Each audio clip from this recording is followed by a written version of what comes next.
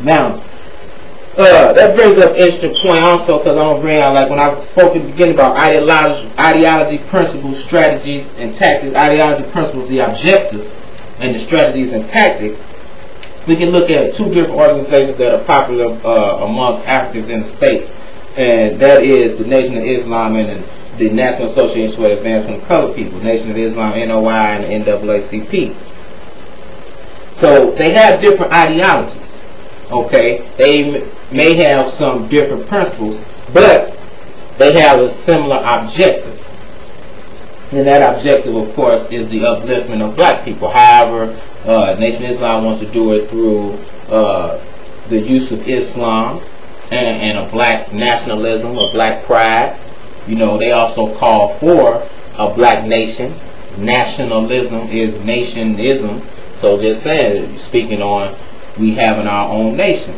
NAACP wants to uplift black people. They obviously want to do it in assimilation. Some may even say accommodation, but won't say assimilation. They want to do it by going through the systematic channels with the dominant culture. But one of the things that the Nation of Islam has always taught is that, you know, you are a black man, you are the black woman, you are divine, you come from divine beginnings. Like I said, ideologically, higher cultural esteem. The NAACP has always wanted to have pride in ourselves as well. Recently, you see the NAACP killed or buried the N-word, whereas the Nation of Islam has always, of course, been speaking on you are not an N-word, you are, you know, a divine black person. So, though we have different principles, we can see where the same objective can lead to a unified action.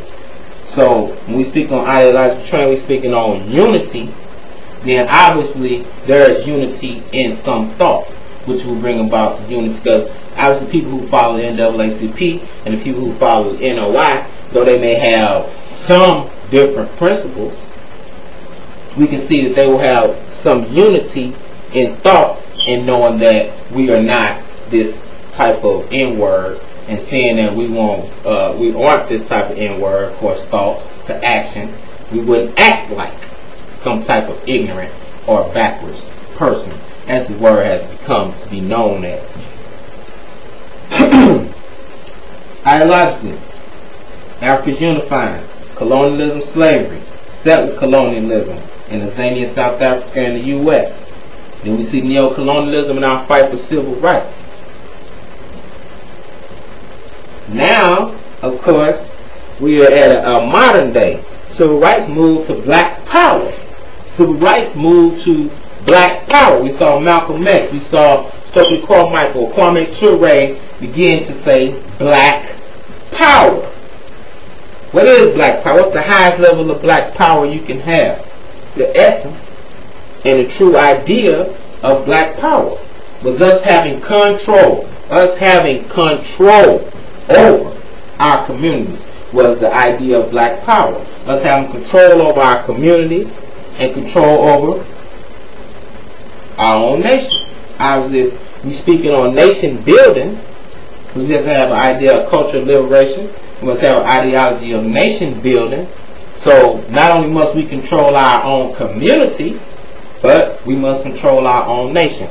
And the highest form of black power, like I say, because we know that, just speaking ideologically, North, Central, South Americans, we're all Americans, right?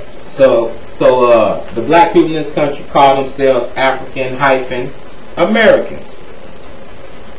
So the people in Brazil, that's 100 million Africans in Brazil. Brazil is in South America, so aren't those African-Americans? So we begin to speak upon a unity. We begin to speak upon an organization, because we know we have to be organized. How can I be organized with an African that's in the Central America, or like Panama or Honduras or Haiti or Jamaica? I mean, yeah, we can be unified in thought. We both know we black. We both know we want our people, you know, not doing bad. We don't want our people degraded. But how can we be unified really? Marcus Garvey started an organization called the Universal Negro Improvement Association. He ran the Universal Negro Improvement Association, the UNIA. It organized more Africans worldwide than any organization in the history of African people. The UNIA organized more Africans worldwide than in the history of black people. So when I say UNIA organized, what did it do to those black people when it put them in the same organization? It unified them.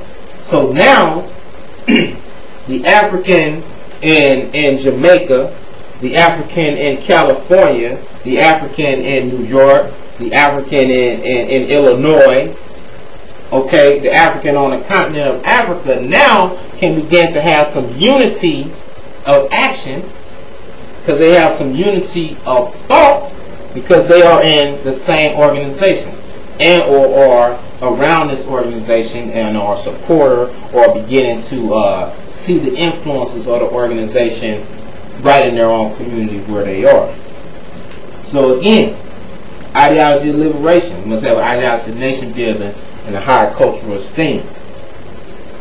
Identity is very important, because as I was speaking